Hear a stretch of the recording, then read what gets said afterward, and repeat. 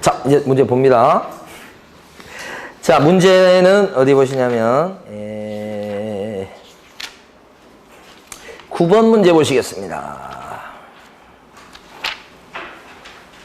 9번 96페이지입니다. 손해배상 책임 보장에 관한 설명으로 틀린 것은 1번 개업 공인회사 등이 아닌 제3자의 중개행위로 당사자에게 재산상 손해가 발생된 경우는 제3자는 이 법에 따른 중개사법에 따른 손해배상 책임을 진다. 그렇습니까? 이거잖아, 이거. 중개사법 30조에 따른 손해배상 책임은 개공이 지는 거예요. 개공이 아닌 제3자가 당사자한테 손해 입혔을 때는 30조 중개사법에 따른 배상 책임을 물을 수가 없다. 1번이 틀린 겁니다. 어려운 겁니다. 1번. 2번. 부동산 매매 계약을 중개하고 계약금, 중도금 지급에도 관여한 개공이 잔금 중의 일부를 횡령한 경우, 횡령이라고 나왔죠. 이건 이 법에 따른 손해배상 책임이 있다, 없다? 있다. 횡령. 횡령도 어디에 들어가요? 중개행위에 들어간다. 이렇게 본다고. 횡령도 배상 책임 지는 겁니다. 횡령. 3번. 개업공인에서는 업무 개시 전에 손해배상 책임을 보장하기 위해서 법령이 정한 조치를 해야 되겠다. 법령이 정한 조치가 보증 설정 얘기하죠. 언제까지 하셔야 된다고? 업무 시작 전. 맞죠? 4번. 개공이 자기의 중개사무소를 딴 사람의 중개행위 장소로 채용함으로써 당사자에게 재산상 손해가 발생하게 한 경우에는 그 손해를 배상할 책임이 있다. 이게 바로 뭐죠? 사무소 제공 책임입니다. 다른 사람에게 사무소, 중개사무소로 제공한 행위. 그죠? 사무소 제공 책임입니다. 이때는 무과실 책임인 겁니다. 고의과실 얘기가 나올 필요가 없어요. 잘 나옵니다. 4번 지문. 맞는 지문으로 잘 나옵니다. 맞는 지문으로. 근데 4번 지문은 이제 대비할 게 이겁니다. 쭉 얘기해놓고 무슨 얘기를 덧붙이냐면 개공한테 고의과실이 있을 때 한해서 배상 책임을 집니다. 4번 얘기를 쭉 해놓고. 그러면 X입니다. 사무소 제공 책임은 고의과실 얘기 필요 없죠? 고의과실이 있을 때 책임진다고 하면 X예요. 자, 5번. 손해배상 책임 보장을 위한 공탁금은 개업 공인회사가 폐업 또는 사망한 날부터 몇 년 내에는 찾아올 수 없다. 3년. 그죠? 틀린 건 1번이었습니다. 자, 13번 문제 가시겠습니다. 틀린 것은 했습니다. 13번. 1번. 개업 공인회사는 자기의 중개사무소를 다른 사람의 중개행위 장소로 제공함으로써 당사자에게 재산상 손해를 발생하게 한 때는 또 나왔죠. 사무소 제공 책임이죠. 고의과실 필요 없죠. 배상 책임이 있다. 2번. 개업 공인회사는 보증보험금, 공제금 또는 공탁금으로 손해배상을 한 때는 30일 내에 보험이나 공제에 다시 가입하거나 공탁금 중 모자란 금액을 채워넣어야 되겠다. 언제까지 채워넣어야 돼요? 15일 이내잖아요. 숫자 틀렸죠? 3번. 개업공인회사는 중개가 완성된 때 당사자에게 손해배상 책임 보장에 관한 사항을 설명하고 관계증서사본을 교부하거나 직접 못 줄 때는 관계증서에 관한 전자문서를 제공하시오. 언제 그렇게 해야 된다고요? 완성된 때. 맞죠, 이거? 4번. 보증보험의 보증기간이 만료돼서 다시 보증을 설정하는 경우에 개업공인회사는 그 보증기간 만료일까지 다시 설정해야 되겠다. 기간 만료일이란 재설정이죠? 예, 그러면 기간 만료일까지만 하면 충분. 그죠? 5번. 개업공인회사는 업무를 개시하기 전에 손해배상 책임 보장을 위해서 대통령령이 정하는 바에 따라서 보증보험에 들거나 공제에 가입하거나 공탁하셔야 된다. 보증 설정해야 된다는 얘기인데 뭘 물어보는 거예요? 언제 하는 거냐를 물어봤죠. 언제까지 하면 돼요? 업무 개시 전. 맨날 그거 물어봐요. 자, 그 다음에 정답 그래서 틀린 건 2번이고요. 20번 문제 가시겠습니다. 자, 20번입니다. 손해배상 책임 보장에 관한 설명으로 옳은 것은 했습니다. 1번. 개업공인회사는 중개를 개시하기 전에 당사자에게 손해배상 책임 보장에 관한 사항을 설명해야 되겠다. 중개 개시 전. 막 중개 사무실에 막 왔어. 오자마자 막 소파 거기 의자에 앉으시라고 하놓고 바로 막 걱정하지 마시라고. 저 2억짜리 들었다고. 막 이렇게 자랑을 해야 돼? 아니지. 딱 한 건 해서 도장 찍으면 그때 이제 2억짜리 들었다고 얘기해 주는 겁니다. 1번 틀렸어요. 한 번은 맞고 한 번은 틀리게 나왔다고 이게. 또 나올 겁니다. 1번. 자, 2번 개업 공인중개사는 업무 개시 후 즉시 손해배상 책임을 보장을 위한 보증보험이나 또는 공제 가입하거나 해야 된다. 업무 개시 후 즉시 그러면 늦었어요. 언제까지 하셔야 돼? 보증 설정? 업무 개시 전. 반대말 쓴다고 이렇게 막 길게 써놓은 거예요. 3번 개업 공인중개사가 중개인을 함에 있어서 당사자에게 손해를 입힌 경우 고의과실에 관계없이 배상 책임을 그 손해를 배상해야 된다. 맞아요, 틀려요? 중개인 책임이잖아요, 여기. 그때는 반드시 뭐가 있어야 돼? 고의과실이 있어야 된다고요. 반대를 쓰고 있죠? 고의과실이 없어도 책임이 있다라고 써놓은 거. X죠, X. 응? 3번 지문 또 나올 거예요, 또 나올 거. 그 점에서 사무소 제공 책임하고 다르죠?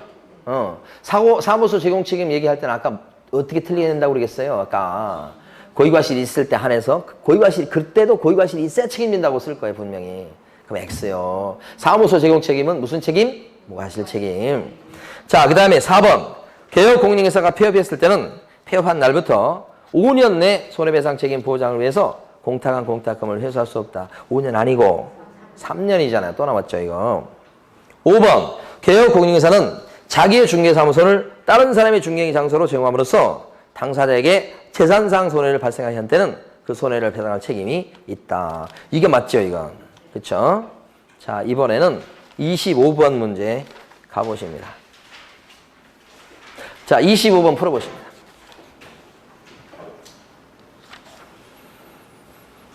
자, 옳은 것을 몽땅 고르시오 했는데 기억법만 맞아요. 지역농협 잘 봐두셔야 됩니다. 지역농협은 업무 개시 전까지 보증 설정합니다. 액수는 1,000만 원 이상입니다. 그리고 등록관청에 신고도 합니다. 신고하는 거 꼭 알아두셔야 돼요.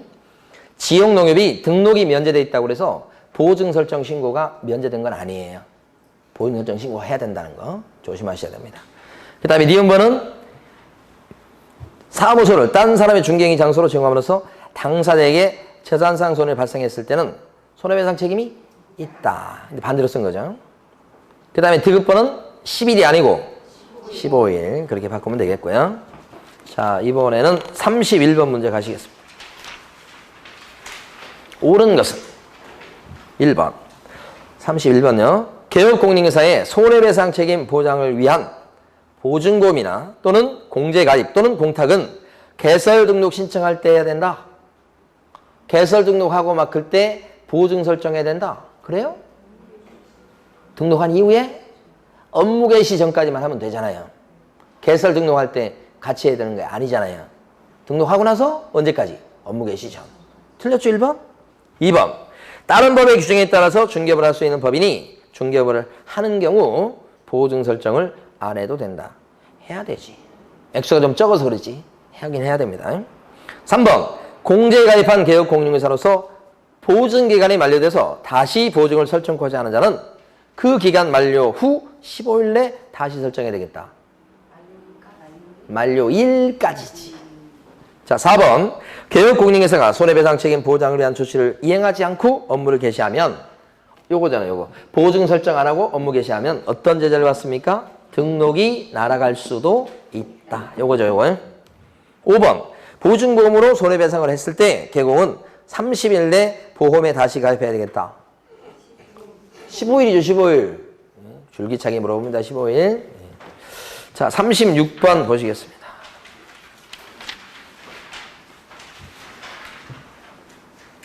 자, 옳은 것은 했습니다. 1번. 36번이요. 자, 무자격자가 우연한 기회에 딱 한 번 거래 행위를 중개했습니다. 우연히 했을 때는 중개업은 안 됩니다.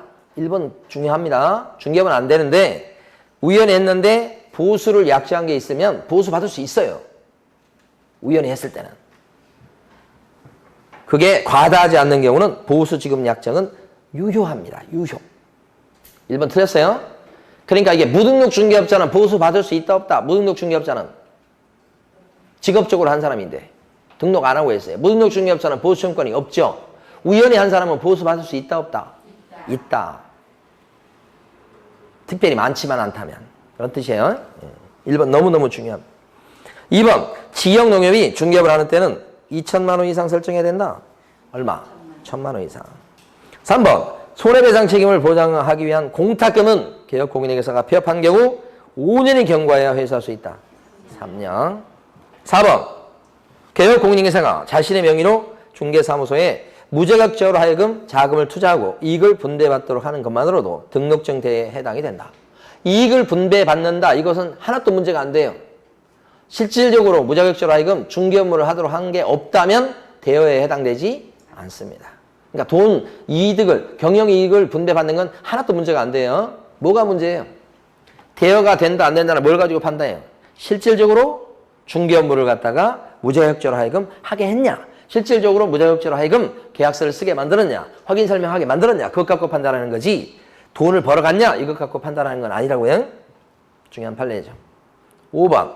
분사무소 한 개를 설치한 법인 개공이 손해배상 책임 보장을 위해서 공탁을 했을 때 총 얼마 이상 공탁해야 돼요? 최소한 3억 원이죠. 그러니까 3억 원 이상을 공탁해야 되겠다. 맞죠? 하나밖에 없으니까 분사무소가. 네. 됐습니다.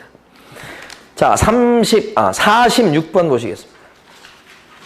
아이고, 46번 빨리 풀어보십니다. B구, C구, D구, E구. 분사무소 4개잖아요. 그럼 최소 얼마? 6억. 자, 앞으로 오셔서 3번 문제 보시겠습니다. 세 문제 풀고 쉬겠습니다.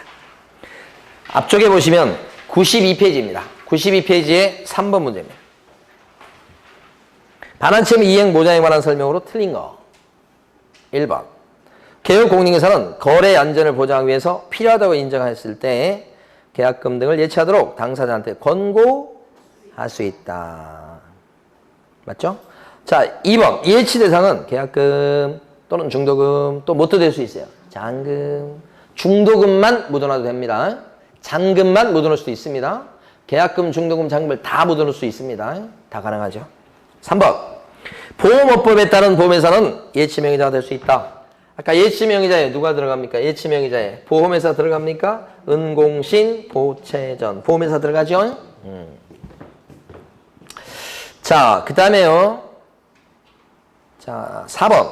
개혁공인회사는 당사자에게 공인중개사법에 따른 공제사업을 하는 자 명의로 개공이 당사자한테 자, 중개사법에 따른 공제사업을 하는 자 명의로. 공제사업을 하는 자가 누구예요?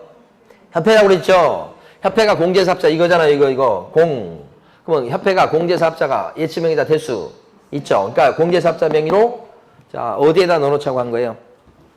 어디에다가? 그건 없네요. 공제사업자 명의로 계약금 등을 예치하도록 권고할 수 있다. 예치명의자만 물어본 겁니다. 4번. 여기서 예치명의자는 누굽니까? 4번에서 공제사업자. 협회죠? 5번. 개혁공인회사는 계약금 등을 자기 명의로 금융기관에 예치하는 경우 자기 소유의 예치금과 분리하여 관리될 수 있도록 하여야 한다. 의무예요, 의무. 분리하여 관리할 수 있다 그러면 틀려요. 끝을 잘 보셔야 돼. 분리하여 관리될 수 있도록 어떻게 해? 하여야 된다. 의무사항이라고. 안 하면 뭐예요? 업무정지. 자, 틀린 건 4번이었어요. 자, 37번 가십니다.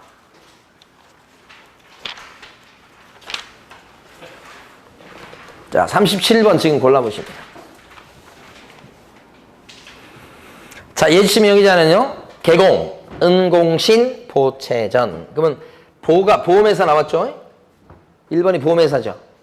2번은 뭐예요? 협회. 공제사업자입니다. 3번은 뭐예요? 법원. 법원 안 들어갑니다. 4번은 뭐예요? 보채전. 채신과서. 5번은 뭐예요 또? 신탁업자. 은공신, 신탁업자. 은공신, 보채전. 개공까지 7명. 자, 마지막 문제입니다. 46번. 45번. 자, 개혁공인회사가 중개로 매매계약이 체결된 후에 계약금 등의 반환채무 이행을 보장하기 위해서 매수인이 낸 계약금을 개혁공인회사 명의로 금융기관에 예치했다. 그러면 개공이 예치명의자네. 중개사 법령상 이에 관한 설명으로 틀린 것은 1번. 금융기관에 예치하는데 소유된 실비는 금융기관은 예치기관이에요. 자, 거기에 소유된 실비는 특별한 약정이 없으면 누가 부담한다? 누가 부담해요? 개공이 예치명의자가 돼서 개공이 예치명의자가 돼서 이 돈을 갖다가 지금 비용을 예치 비용이 들어갔어. 그러면 그 비용은 여기 매도인, 임대인, 매도인, 매수인 중에 누구한테 받아낼 수 있는 게 원칙이다. 특별한 말이 없으면 이쪽이죠, 이쪽. 왜 그래요?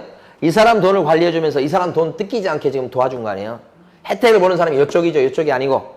그러니까 매수인, 임차인 그쪽에 받을 수 있는 거죠. 근데 1번은 반대로 쓰고 있죠?